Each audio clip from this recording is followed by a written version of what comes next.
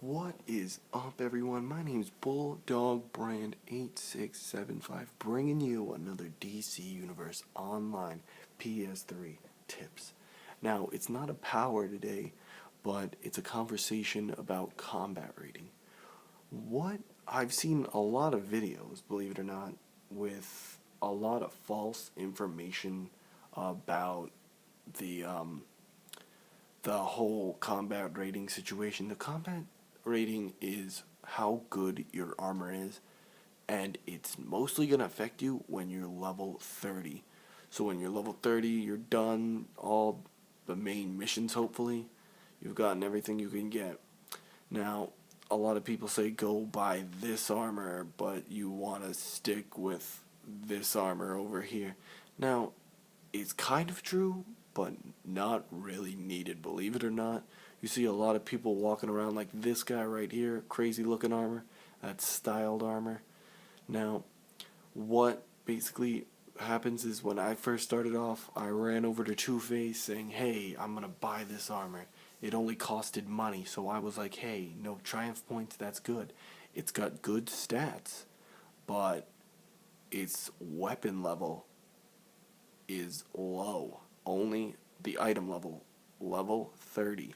Now, that's not very good to start your game off. If you had all level 30 items out of your whole character, I'll show you.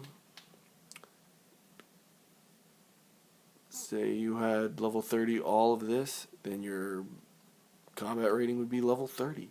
Mine's level 59 because I have mixed armor of all kinds, and it's a combination of all different armors that I've gotten over time.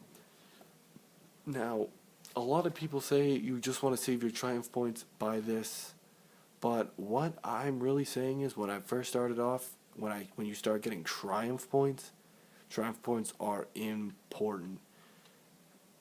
Now, these are basically your money after the in-game cash. These are what buy a lot of things when you are a high enough level that you want as many as you can get. But you put armor on, like most of my armor, 64, 46, 56. It's good, gets my combat rating high as heck, and you want that. Because when you get a high enough combat rating, you are going to be able to start doing massive missions. Like Tier 1, this game goes up to Tier 5, the highest you can get in this game. You need a combat rating of 84, but the loot and everything you're going to get in these missions are going to be high. Now, you want them to be high so you can play these missions, but they're going to be tougher as time goes on. But the better armor you get, the higher your combat rating is going to go up. Now, the way I did it was I bought I bought the whole set of Mr. Freeze armor, and then it set me up so I could get a lot of those games. And when you get into the on-duty missions, basically you can do these almost like every day so much, but I get loot locked out of a bunch of them. So every 2 days I'm unloot locked, or you could use replay badges.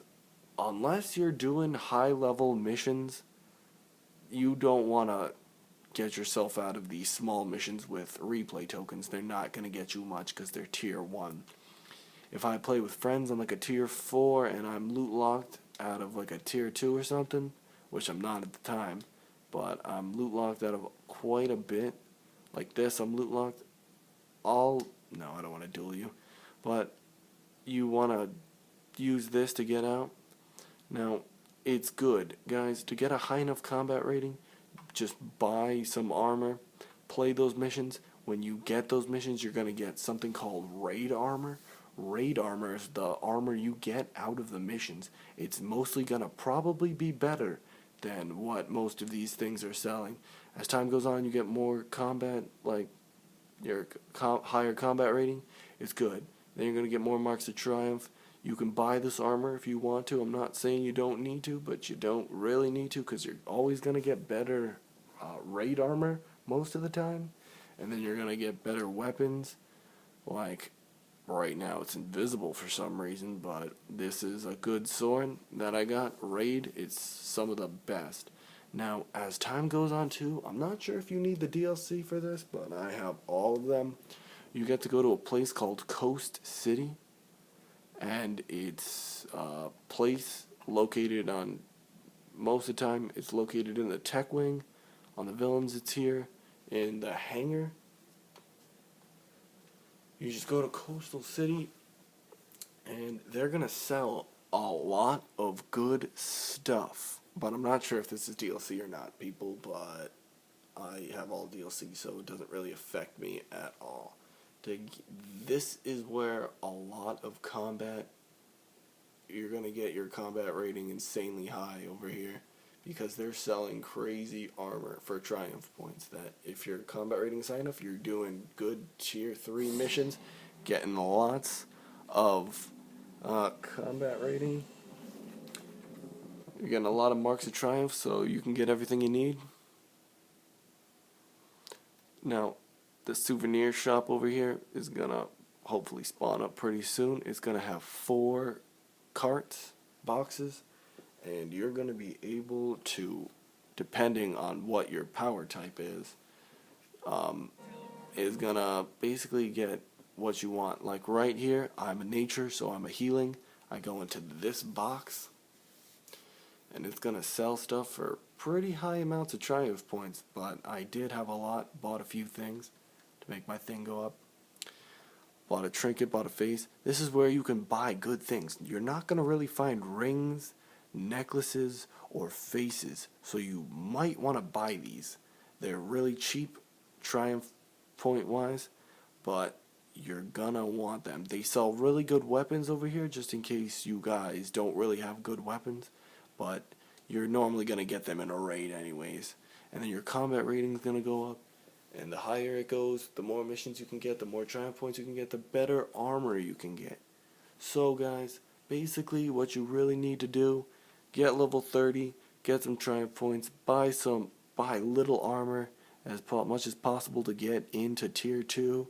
As time goes on, you buy more triumph points, buy better armor, get in tier 3, you're going to be getting great raid armor. Then you can come to Coastal City if it's not part of a DLC, buy good armor here. Then you might want to go back, buy some tier 4 armor.